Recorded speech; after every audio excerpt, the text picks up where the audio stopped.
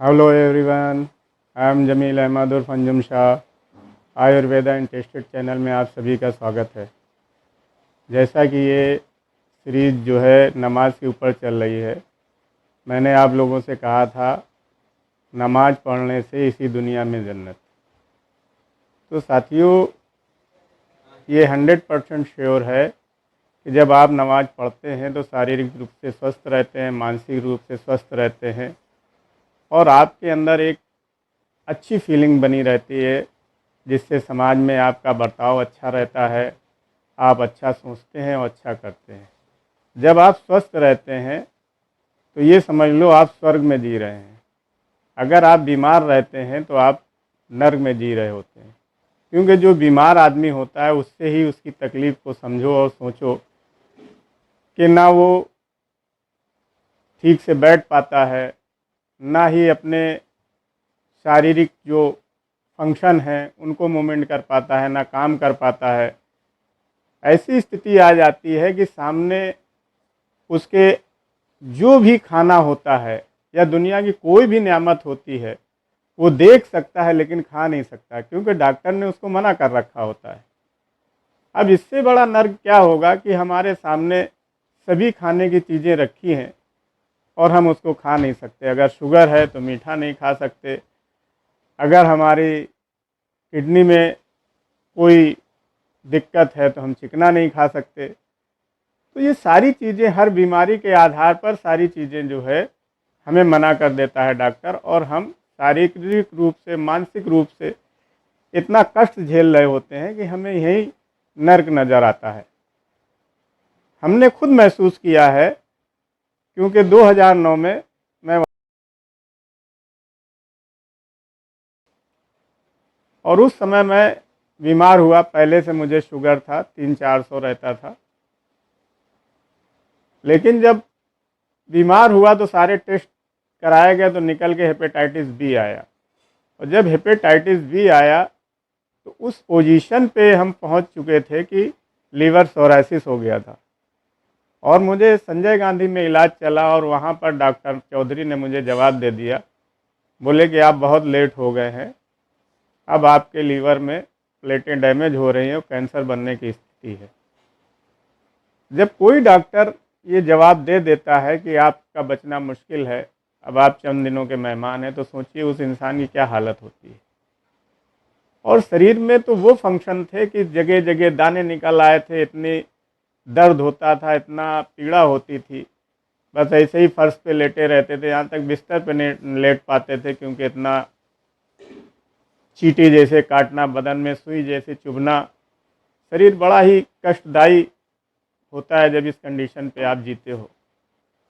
5 साल मैंने दलिया खा करके जिया, और मैं धन्यवाद देना चाहूँगा बाबा रामदेव जी को, जिन्होंने पूरी दुनिया में योगा का प्रचार किया, और आज उससे लोग, हजारों करोड़ों लोग उसका फ़ायदा भी उठा रहे हैं।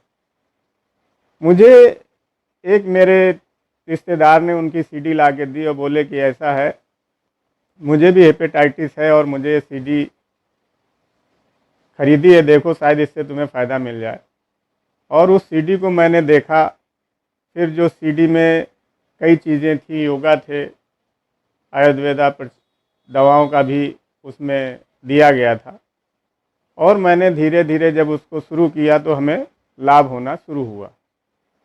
और फिर कंडीशन ये आई कि जब मेरे पास कोई काम था नहीं, तो ऑलरेडी जैसे डॉक्टर ने कह दिया था अपना कारोबार किसी भी परिवार के सदस्य को सौंप दो, आप 6-7 महीने के मेहमान हो।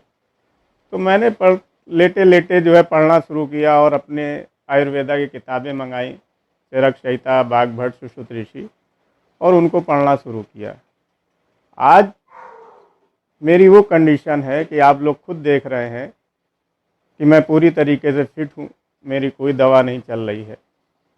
और मेरे साथ के लोग, करीब 10 लोग जो संजय गांधी में इलाज करा रहे थे, एक हमारे ही पास के थे, आरएफसी में बाबू थे, वो ख़त्म हो गए। एक फैक्ट्री मालिक ख़त्म हो गया। ऐसे कई लोग ख़त्म हो गए जो हेपेटाइटिस और हेपेटाइटिस सी, बी के मरीज़ थे। तो आप अगर योगा और नमाज अपने आप में अपने दिनचर्या में शामिल करते हो तो मैं 100% गारंटी लेता हूं कि आप शारीरिक रूप से स्वस्थ रहोगे और आपको मानसिक और शारीरिक, आपको आर्थिक, इसका सब लाभ मिलेगा। क्योंकि ये सारी चीज़ें जो है आपको इतना फिट कर देती हैं कि आपको पूरी दुनिया में जीने की जितनी भी आपका हौसला है, पूरे जोश से आप काम करने लगते हैं। आप अपने जो भी काम है उनको ठीक से कर लेते हैं। क्योंकि जब आप बीमार रहते हैं तो आपका काम करने में मन नहीं लगता, आपका कोई इच्छा नहीं होती, आप पे जगह जगह पेन होता है। इन सब चीज़ों में आप महसूस कर सकते हैं। जो बीमार लोग हैं उनसे पूछो कि किस कंडीशन में जी रहे हैं, जो स्वस्थ हैं उनसे पूछो किस तरीके से जी रहे हैं और कैसे उनका पूरा सिस्टम चल रहा है। आप अगर स्वस्थ रहना चाहते हैं, इसी दुनिया में जन्नत चाहते हैं, तो नमाज पढ़ें। और आगे मैं योगा का सीरियल शुरू करने जा रहा हूँ, तो योगा भी करें। जैसे फजर के नमाज पढ़ने के बाद अगर योगा शुरू करते हैं तो आपको एक तरीके से डबल लाभ होगा। नमाज के जो फ़ायदे हैं, फिर योगा एक्सरसाइज के भी फ़ायदे आपको जब मिलेंगे तो आप शारीरिक, मानसिक और आर्थिक रूप से जब मजबूत होंगे तो दुनिया में अपना जो भी कुछ करना चाहते हैं करेंगे। और आपको अपने परिवार के लिए जो आप मजबूती दे के जाएंगे आगे चल के, उसका उनको लाभ मिलेगा। इसी के साथ मैं अपनी बात समाप्त करता हूँ। जय हिंद, खुदा हाफिज़, सब